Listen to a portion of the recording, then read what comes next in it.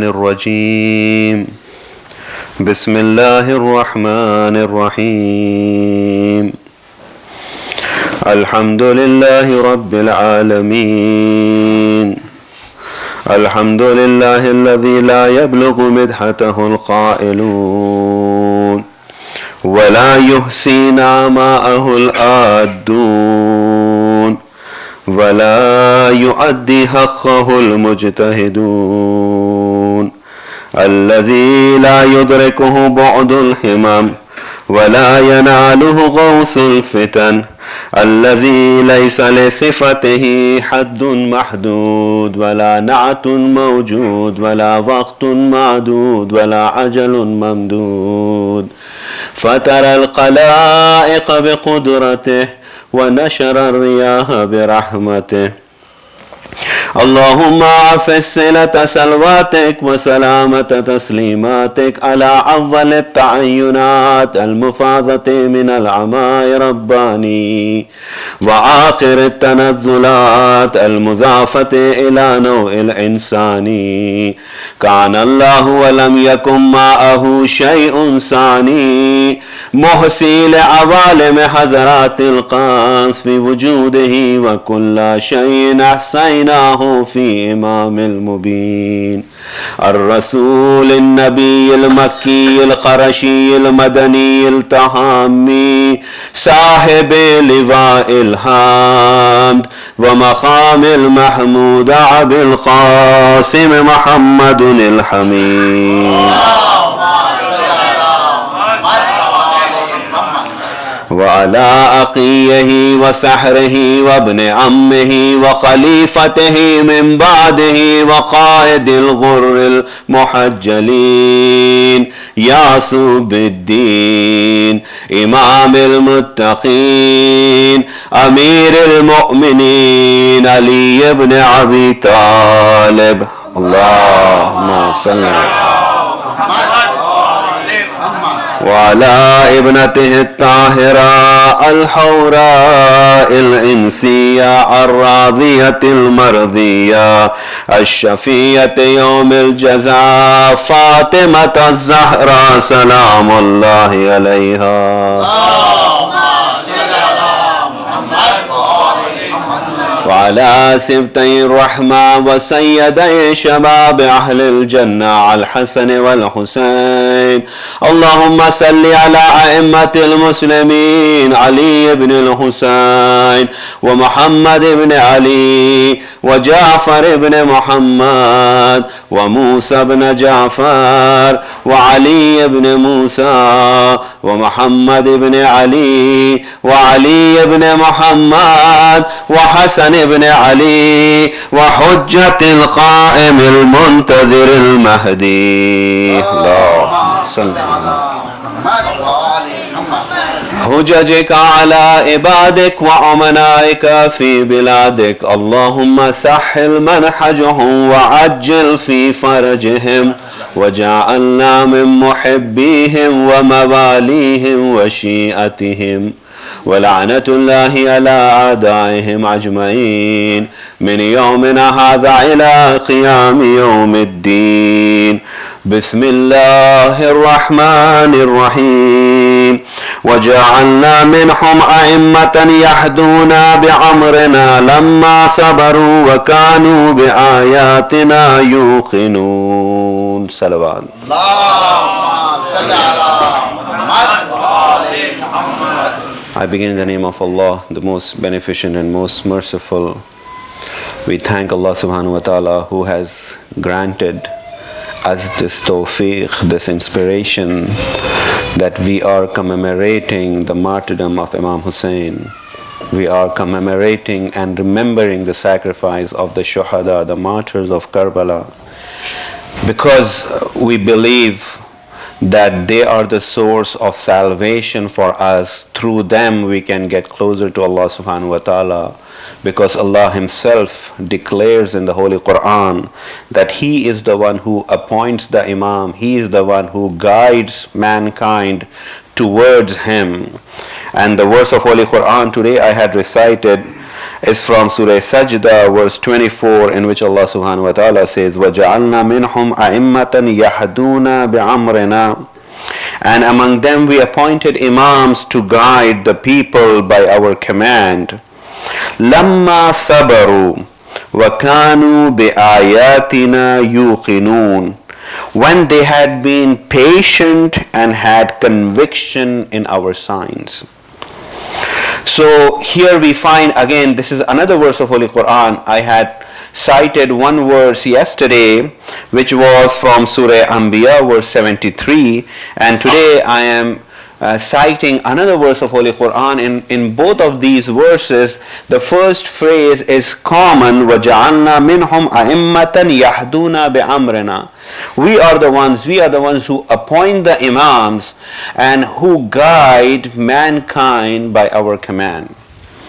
So this guidance that is necessary for human being to keep himself on track to return to Allah subhanahu wa ta'ala as our Creator wants, can only come through the guidance that has been endorsed and validated and supported divinely through the divine grace of Allah subhanahu wa ta'ala.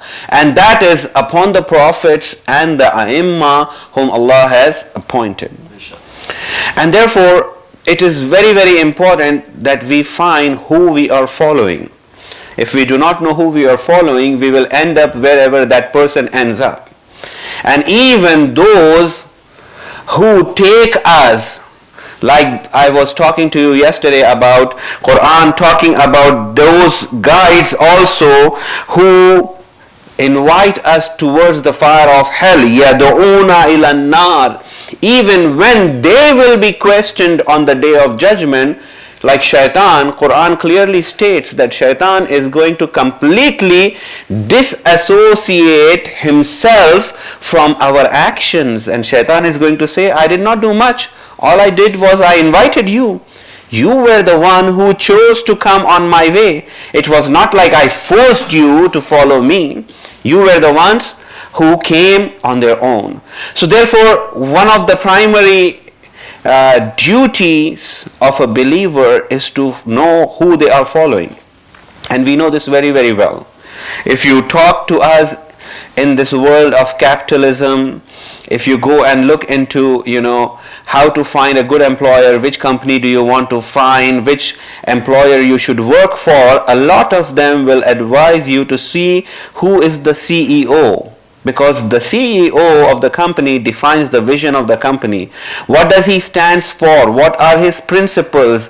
Does he have convictions and belief in the company that he is leading? If he does not, if he's just there for a paycheck, don't follow him.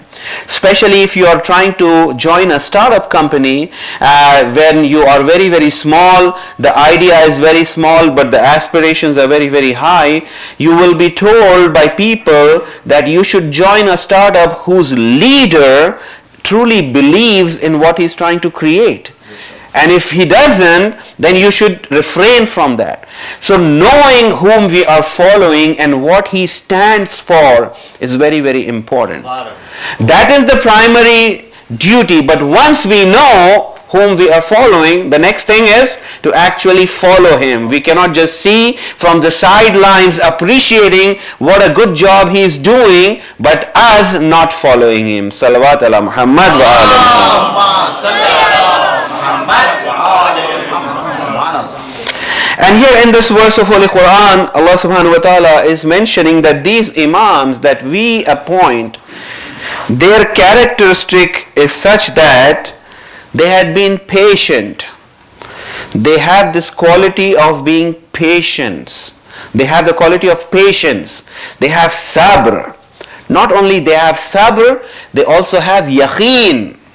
They have yaqeen, certitude in our signs. They are not half-baked in their beliefs. They are not, dilly-dallying, or they are not in the state of tazabzub, as they say it. They are not, half-hearted in what they believe. they have convictions, and those convictions are solidly based on our signs. They are not doubtful. So we need to find a leader. If somebody claims himself to be a leader, then we should see whether he is having strong convictions or not. Does he have a strong belief or not? Does he have certitude in Allah or not? Does he have yaqeen in Allah or not? Does he have conviction and belief and certitude in the Prophet of Allah or not? Subhanallah. And if he doesn't, then he cannot be the Imam. If he claims he's a false Imam. And there are ai*imma, there are imams or so-called leaders who have claims or self-proclaim themselves to be the leader of Muslims, and they themselves declare that there were instances in the life of the Holy Prophet that they had very, very clear doubts about the Prophet being the Prophet of Allah. Subhanallah. And if we find somebody like that, are we supposed to follow? The verse of Holy Quran is saying that our imams, those whom we appoint, they have clear convictions and belief in our signs. They do not say openly that how much I have doubted the Prophet of Rasulullah, I have not doubted that before. Subhanallah. And if somebody does that, he can never be the leader of believers. Salawat ala Muhammad wa ali Muhammad. Now here, Yahduna bi amrina. What is that amr? We were talking about yesterday also. What is that amr of Allah? That Allah subhanahu wa ta'ala says that our imams guide through our amr.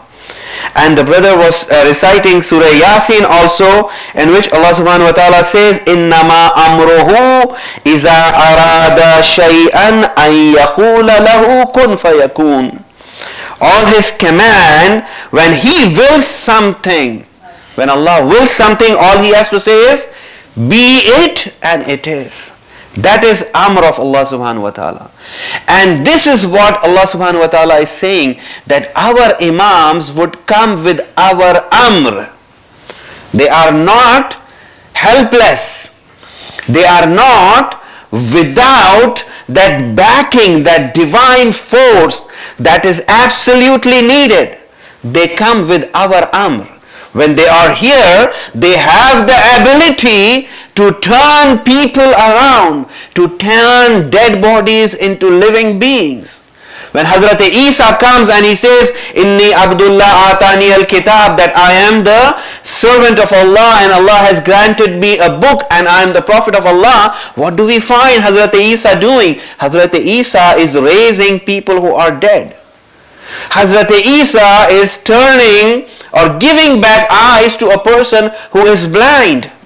Hazrat Isa providing a leper or curing the leprosy of a leper at that time. So they came with the amr of Allah subhanahu wa ta'ala. They had that mandate from Allah subhanahu wa ta'ala, which came through the miracles that they had proven. Or you go and look into other prophets. Go and look into Hazrat Musa.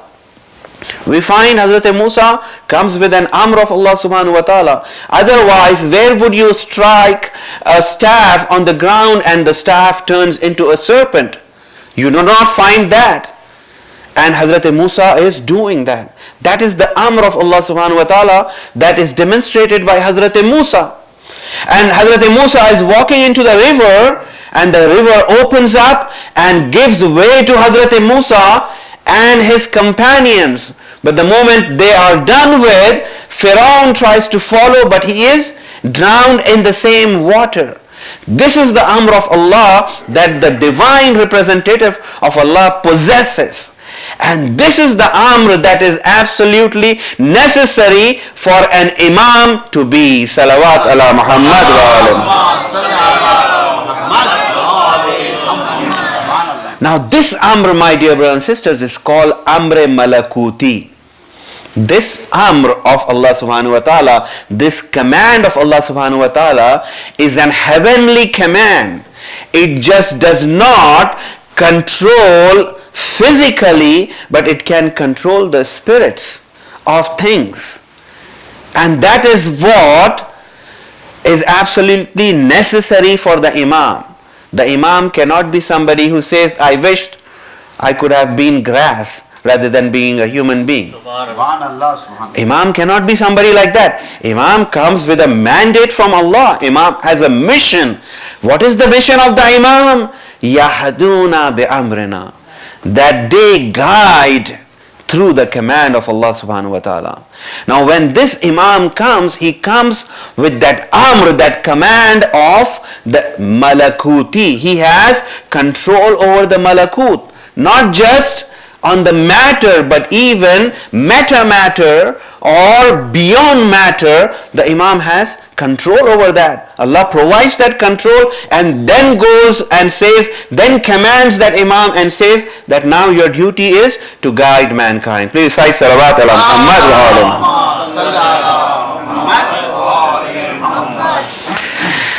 When does he do that? When these imams are patient. Lamma sabaru kanu bi ayatina yukhinun.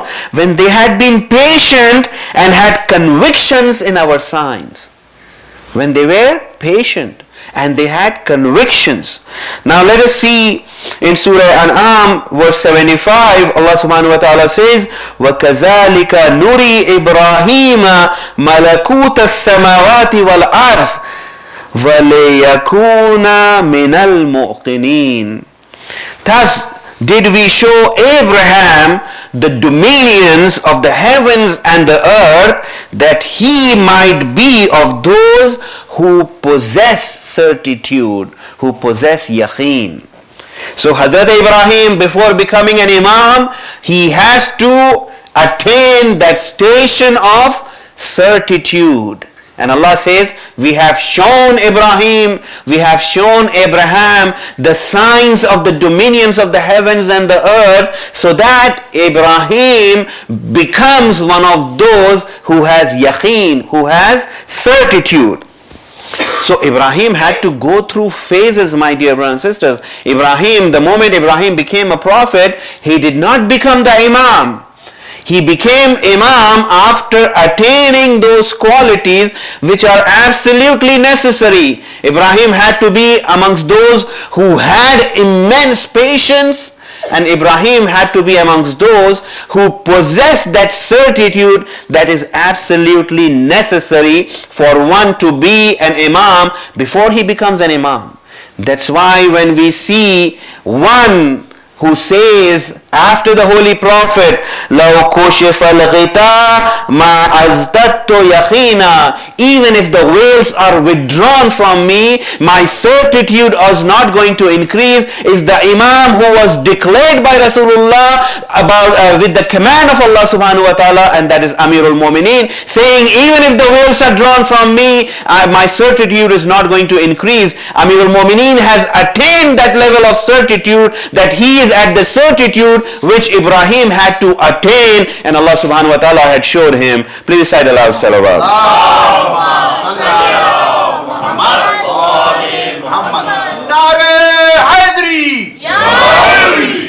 When Hazrat Ibrahim attained that certitude, that yaqeen, then Allah subhanahu wa ta'ala says, وَإِذِ ابْتَلَى إِبْرَاهِيمَ رَبُّهُ بِكَلِمَاتٍ فَأَتَمَّهُنَّ. And when we made Abraham engulfed into those calamities or those tests, فَأَتَمَّهُنَّ, and he lived up to those tests or those exams, and then قَالَ إِنِّي جَاعِلُكَ لِلنَّاسِ إِمَامًا. Then Allah subhanahu wa ta'ala says that now, O Abraham, now I am going to appoint you the imam of mankind.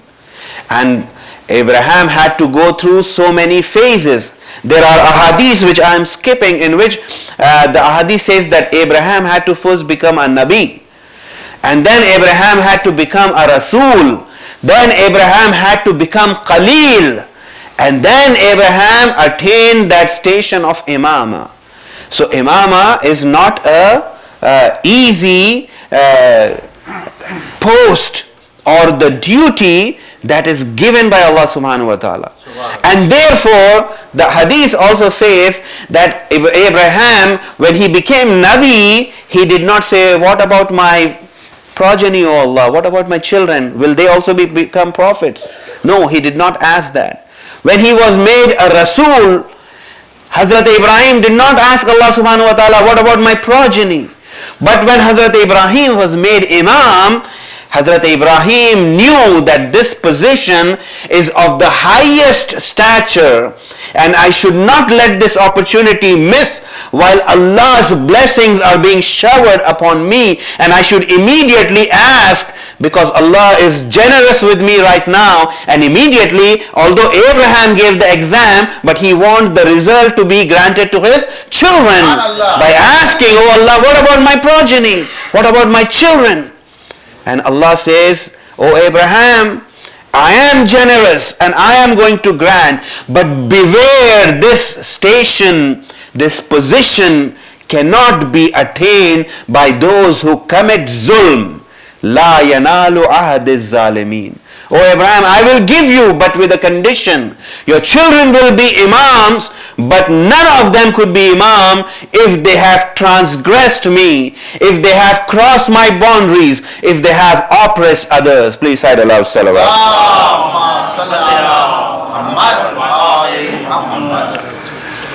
تو عزیزو، یہ جو منصب ہے امامت کا، یہ جو عہدہ ہے امامت کا، یہ انبیاء غبطہ کرتے ہیں، رشک کرتے ہیں اس منصب کو پانے کے لیے، اور اس منصب پر فائز ہونے کے بعد اس منصب کو اپنی حد تک محدود نہیں رکھنا چاہتے، بلکہ اپنی اولاد میں اسے منتقل کرنا چاہتے ہیں. یہ وہ منصب ہے جو امر الہی کے ساتھ آتا ہے. یہ وہ منصب ہے کہ جس کے بعد جب امام زمین پر آتا ہے اور بشریت کی ہدایت کرنے کے لیے آتا ہے، تو اس کے پروردگار کا امر اس کے ساتھ ہوتا ہے، اور وہ مجبور نہیں ہوتا، وہ محتاج نہیں ہوتا، وہ بشریت یا اس کے بندوں سے بے نیاز ہوتا ہے. حتیٰ ہم دیکھتے ہیں کہ جب سورج ڈھل جاتا ہے تو وہ امر پروردگار سے سورج کو پلٹا دیتا ہے. اسے امام کہتے ہیں. صلوات علی محمد و آل محمد.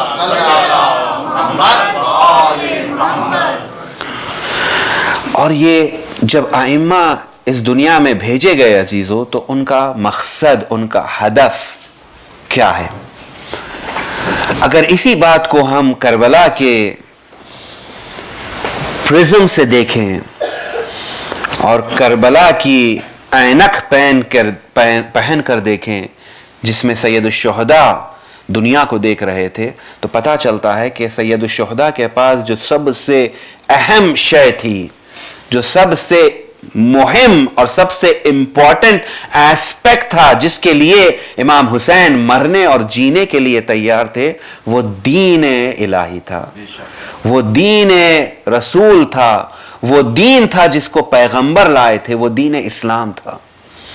اور اس مکتب کو بچانے کے لیے امام حسین اپنے آپ کو کٹانے کے لیے تیار تھے، اپنے بچوں کو کٹانے کے لیے تیار تھے، اپنی عورتوں کو بیوہ کرنے کے لیے تیار تھے.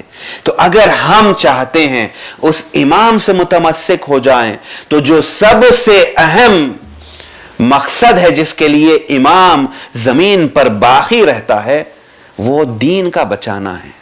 اور اگر ہم اپنے دین کو نہیں بچائیں، اگر ہم اپنے دین کو بہت ہی سبک اور بہت ہی لائٹ لیں، بلکہ دین کو سمجھیں کہ یہ جو ہے پرائیویسی آف اور ہوم یا پرائیویسی آف اور اسلامک سینٹر کا جو ہے اسیر بنا دیں ہم اپنے دین کو، کہ وہ وہاں کا قیدی بن جائے. جیسے ہی سینٹر سے باہر نکلے، ایک مرتبہ ہمارے ظواہر میں بھی ہمارا دین ظاہر نہیں ہوتا. ہم نہ ظاہری مسلمان لگتے ہیں، باطنی مسلمان ہونا تو دور کی بات ہے، ہم ظاہری تک مسلمان نہیں لگتے. اگر ہم ان ائمہ کے ماننے والے ہیں اور یہ ائمہ ہم کو خدا تک لے جانے والے ہیں، تو ان کا وعدہ سچا ہے اور وہ اپنے وعدے سے بے وفائی نہیں کرتے. اگر کوتاہی کوئی کر رہا ہے تو وہ ہماری جانب سے ہیں. صلوات علی محمد و آل محمد.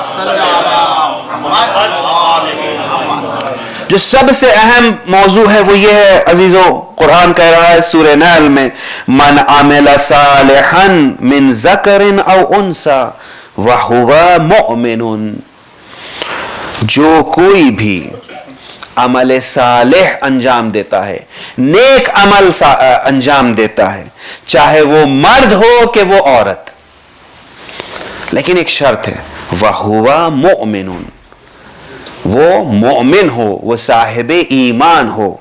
تو خدا کیا کہہ رہا ہے؟ فَلَنُحْيِيَنَّهُ حَيَاةً طَيَّبًا، تو پھر ہم اسے حیات طیبہ عنایت کریں گے.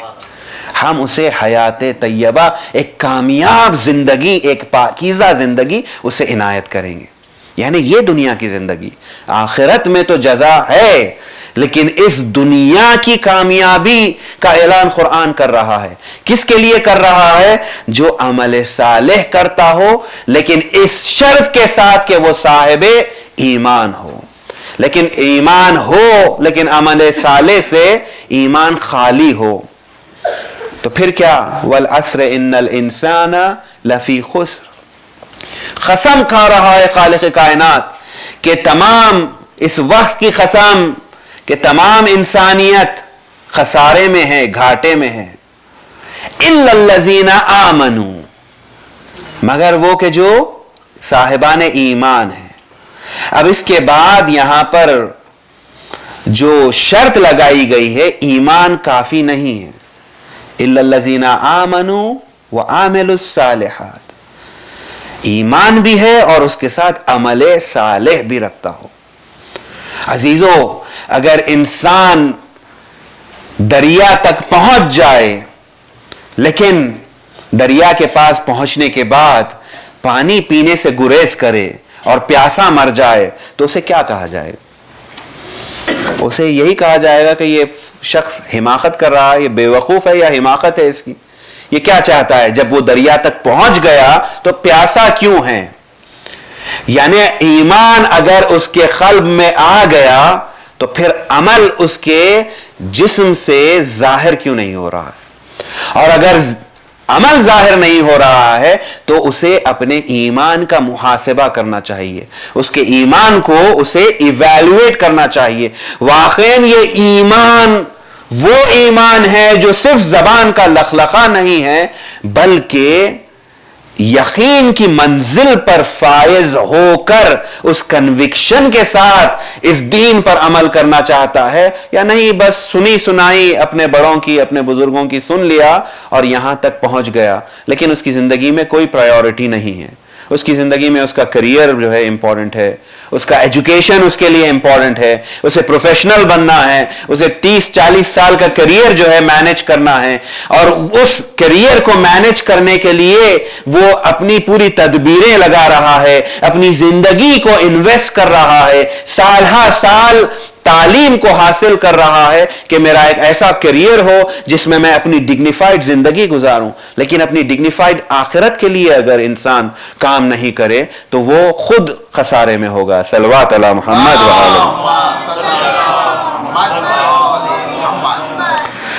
تو وہ کون سی اشیاء ہے جو انسان کو عمل کرنے سے روکتی ہیں، مانع بنتی ہیں؟ کیونکہ امام تو موجود ہے، ریسورس اویلیبل ہے، امکانات موجود ہے، لیکن انسان کی روحی پرواز راکد ہے، انسان کی روحی ترقی سٹیگننٹ ہے. ہمارا کریئر بڑھ رہا ہے، ہمارا ایجوکیشن بڑھ رہا ہے، ہمارے جاب میں پروموشن ہو رہا ہے، لیکن ہماری جو روحی کیفیت ہے، ہماری جو اسپریچول سٹیٹ ہے، وہ پچھلے سال میں اور اس سال میں کوئی فرق نہیں آتا. سال آتے جاتے ہیں چلے جاتے ہیں، آتے جاتے ہیں چلے جاتے ہیں، کوئی روحی پرواز انسان کی نہیں ہو رہی ہے. تو اس میں کوتاہی کس کی ہے؟ جب ہاتھ پکڑنے والا موجود ہے، امام موجود ہے، حجت خدا موجود ہے، اور اس کا وعدہ ہے کہ روایتیں بھری پڑی ہیں کہ اگر دنیا میں صرف 2 انسان باقی رہ جائیں گے تب بھی اس میں سے ایک حجت پروردگار ہوگا. تو اس کی حجت ہمیشہ زمین پر باقی ہے، جو بشریت کا ہاتھ پکڑ کر اس کو خدا تک پہنچانے کے لیے تیار ہے۔ اس کے باوجود بھی اگر انسان اس کے راستے میں اپنے آپ کو بڑھتے ہوئے نظر نہیں آ رہا ہے تو کچھ ہمارے اندر کمیاں ہیں جسے ہمیں دیکھنا ہوگا اور ہمیں درست کرنا ہوگا۔ اس لیے کہ سید الشہداء کا جو سب سے اہم مقصد تھا عزیزو، وہ اپنے مکتب کو بچانا، اپنے دین کو بچانا۔ اور اگر ہم اپنے دین کو نہیں بچائیں اور تمام چیزوں کو بچا لیں تو اس کی کوئی قیمت نہیں۔ اگر دین چلا جائے اور اس کے بعد ہم اپنی اولاد کو اچھی ایجوکیشن دے دیں، اولاد جو ہے دنیا کا سب سے بڑا ڈاکٹر بن جائے، سب سے بڑا سائنٹسٹ بن جائے، سب سے بڑا انجینئر بن جائے، لیکن دل میں ایمان نہیں رکھتا، صاحب ایمان نہیں ہے، عمل صالح بھی کرتا ہے، قرآن کہہ رہا ہے اس کی کوئی قیمت نہیں ہے۔ اس کی جزا قرآن اس بات کا وعدہ کرتا ہے کہ خدا کسی کا حساب رکھتا نہیں، باقی دنیا میں دے دے گا، جو دینا ہے دے دے گا، لیکن جو اس کا متمنی نہیں ہے، اس کی ملاقات کا، اس کی لقاء کا جو متمنی نہیں ہے، وہ اس تک نہیں پہنچ سکتا۔ اس کے لیے انسان کو صاحب ایمان ہونا ضروری ہے، اور جیسے ہی ایمان اس کے قلب میں آئے تو اس کا ظہور، اس کا مینیفیسٹیشن اس کے اعمال سے ہونا چاہیے۔ صلوات علی محمد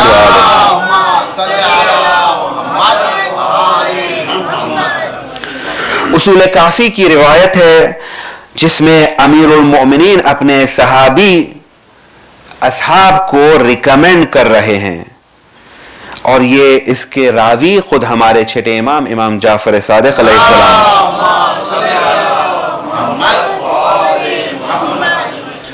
کیا کیا جائے، کیا مشکل میں انسان اپنے آپ کو گھیر لیا ہے جس کی بنا پر اس کا ایمان، اس کی روحی صعود کیوں بڑھتی نہیں، اس کی اسپرچول پروگریس کیوں آگے نہیں بڑھتی۔ امام فرماتے ہیں فرفض الدنیا فإن حب الدنیا یعمی ویسم ویبکم ویذل الرقاب۔ دنیا کو ترک کر دو، اس لیے کہ دنیا کی محبت انسان کو اندھا بنا دیتی ہے، بہرا بنا دیتی ہے، گونگا بنا دیتی ہے۔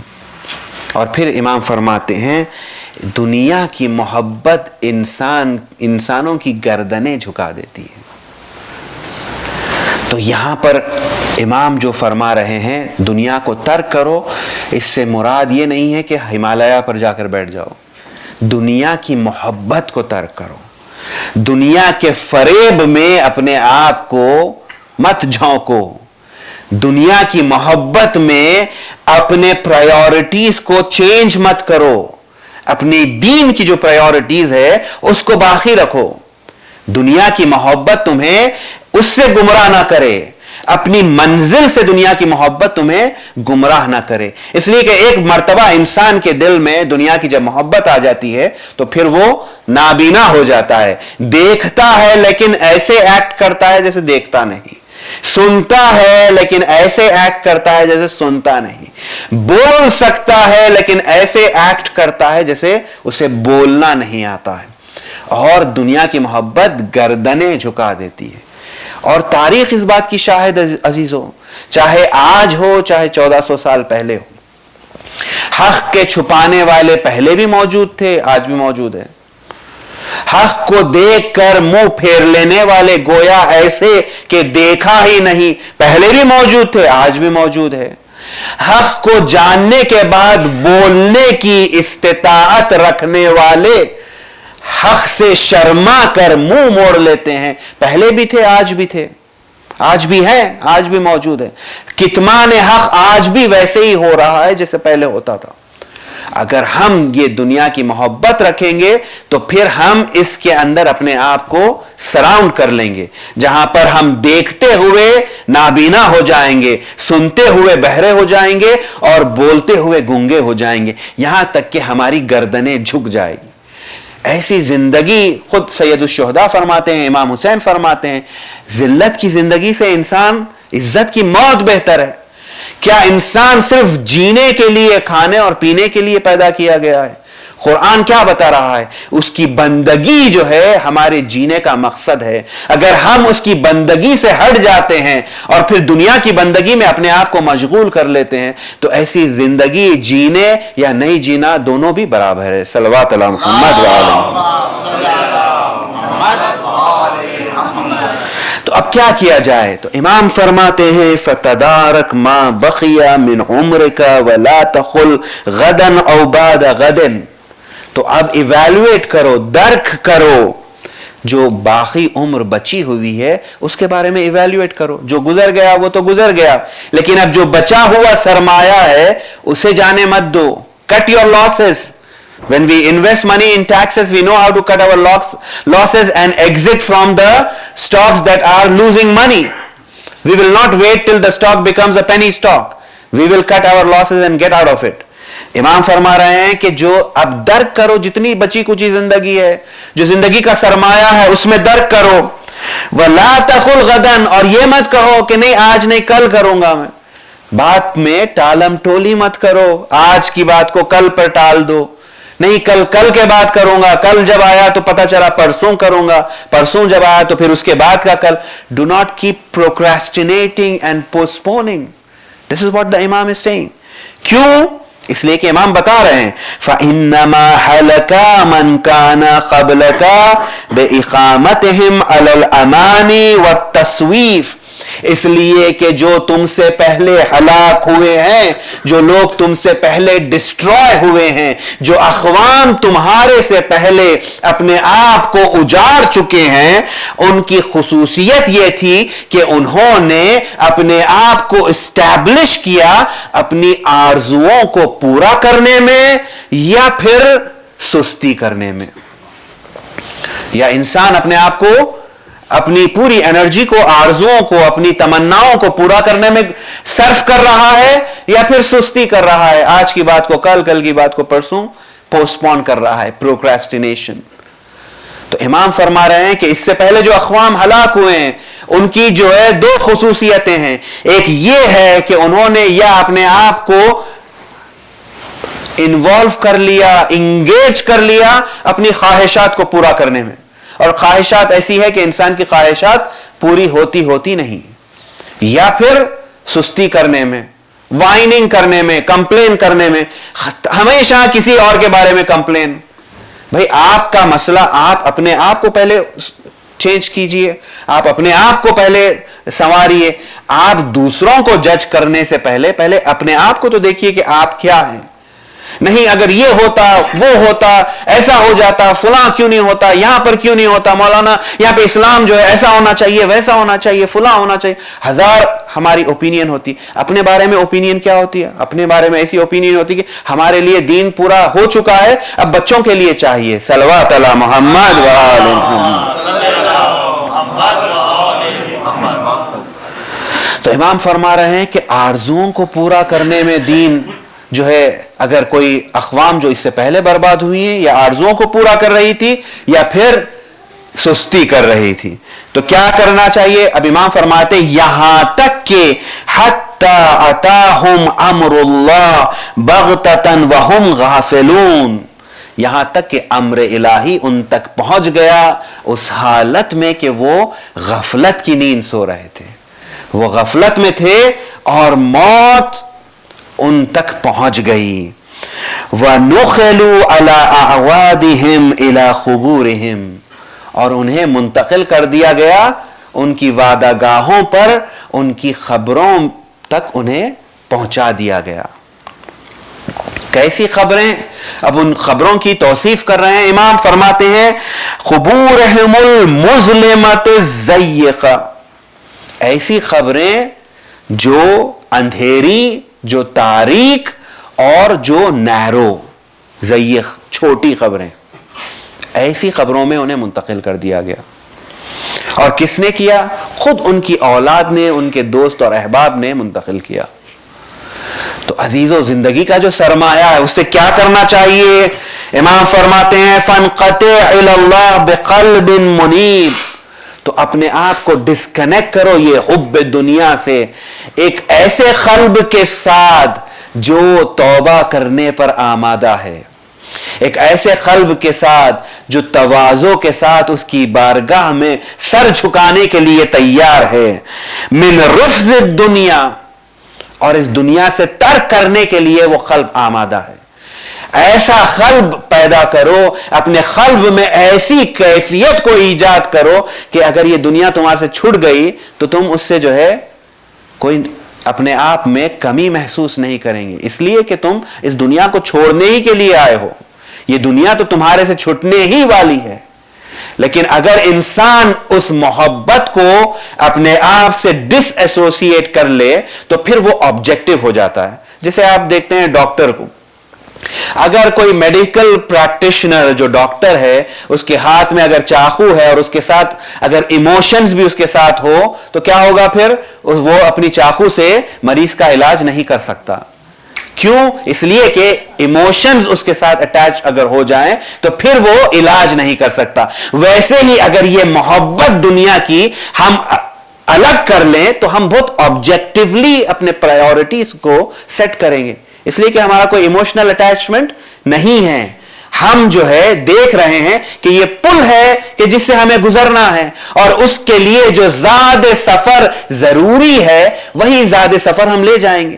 جو ہمارے لیے سفر میں کام آئے گی اشیاء، وہی اشیاء کو ہم ساتھ رکھیں گے، ہر چیز کو اپنی کاندھے پر لاد کر سفر کو جو ہے سنگین نہیں بنائیں گے، اس لیے کہ ہمیں پتا ہے کہ ہماری منزل یہ نہیں ہے، یہ تو ہم صرف یہاں سے اس راستے سے عبور کر رہے ہیں، منزل ہماری لقاء پروردگار ہے۔ صلوات علی محمد و آل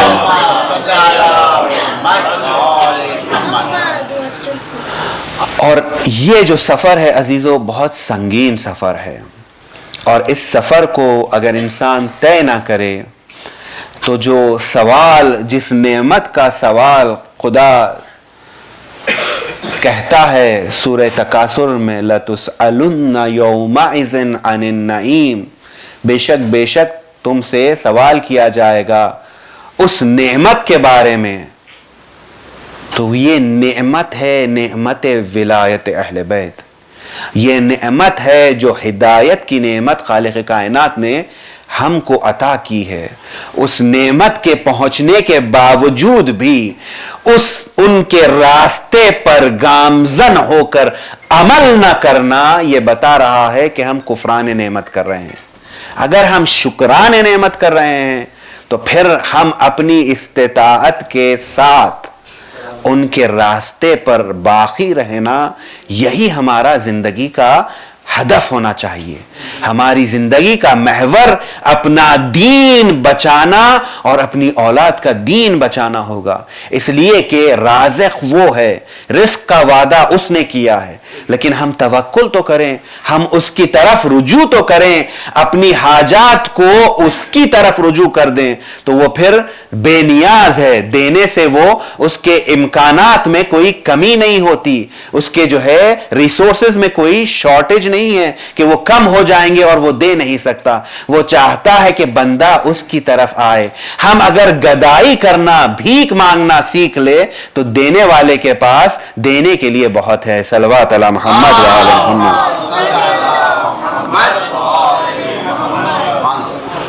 عزیزو، یہی وہ راستہ ہے جس کے بیچ شیطان اپنی تمام جد و جہد لگا دیتا ہے کہ بشریت ہر شے کو حاصل کر لے مگر اس راستے پر باقی نہ رہے۔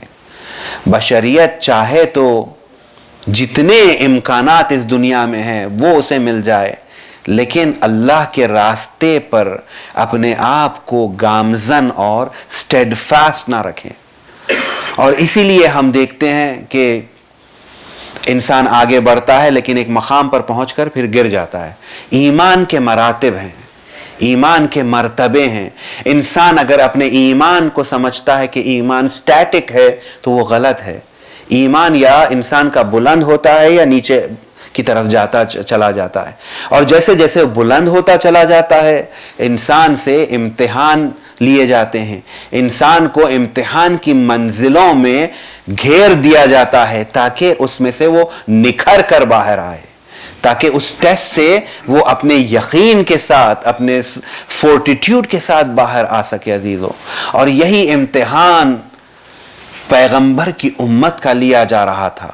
حسین کربلا میں جو آئے تھے تو حسین کا کوئی امتحان نہیں تھا، حسین وہ شخص نہیں ہے کہ جسے امتحان دے کر امتحان پاس کرنا پڑے، حسین اس مقام پر فائز ہے کہ تمام بشریت کو اس امتحان سے گزار سکتے ہیں، اور اسی لیے جو حسین کے ساتھ ہو گئے تھے اس مرتبے کے حامل ہو گئے کہ جس کے بعد حسین کہتے ہیں کہ جیسے مجھے صحابی ملے، جیسے اصحاب میرے تھے، نہ میرے بابا کے ویسے اصحاب تھے، نہ میرے نانا کے ایسے اصحاب تھے۔ تو حسین یہدونا بامرنا کی منزل پر فائز ہو کر اس مرتبے پر بشریت کو لے جانا چاہ رہے تھے، ولو یہ کہ مٹھی بھر صحابی لبیک کہتے ہیں، لیکن آج ان کا نام زندہ ہے، آج ان کی سیرت زندہ ہے، آج ان کا پیغام زندہ ہے۔ عزیزو، یہ کربلا کی جو قربانیاں تھی، شہیدوں نے اپنی جانیں دے دی، لیکن بنی امیہ کا بغض وہاں پر ختم نہیں ہوا۔ لبغض ابی کہا تھا جب حسین نے سوال کیا تھا کہ آخر تم میرے خون کے پیاسے کیوں ہو؟ کیا میں نے تمہارے نبی کی سنت کو بدلا ہے؟ کیا میں نے تمہارے نبی کے دین کو بدلا ہے؟ کیا میں نے تمہارے نبی کے راستے کو بدلا ہے؟ تو آخر میں آ کر انہوں نے کہا تھا لبغض ابی، ہم تمہارے باپ کے بغض میں تمہیں قتل کرنا چاہتے ہیں حسین، ہم جانتے ہیں تم رسول کے نواسے ہو، تم فاطمہ کے بیٹے ہو، تم علی کے بیٹے ہو، ہم اسی لیے قتل کرنا چاہتے ہیں، ہمارا بغض تمہارے باپ کے ساتھ تھا۔ عزیزو، حسین نے اپنی قربانی دے دی، اسلام کے لیے حسین نے اپنے آپ کو فدا کر دیا، لیکن اس کے بعد بھی ان کا بغض تمام نہیں ہوتا ہے۔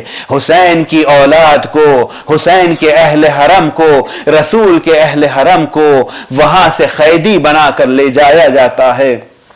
یہ قیدی ایسے بنائے جاتے ہیں کہ راستے میں پوچھنے والے جب پوچھتے ہیں تو یہ سمجھتے ہیں کہ یہ ترک اور روم کے غلام ہیں جو خراج انہوں نے کیا تھا، جنہوں نے خروج کیا تھا اور ان کے سر کچلے گئے ہیں، اور یہ بنی امیہ یہ پروپیگنڈا کرتے ہوئے کربلا سے کوفہ لے جاتی ہے، کوفے سے شام لے جاتی ہے، یہاں تک کہ یزید کے دربار میں اہل حرم داخل کر دیے جاتے ہیں، لیکن وہاں پر بھی عزیزو احقاق حق کے لیے زینب ہے۔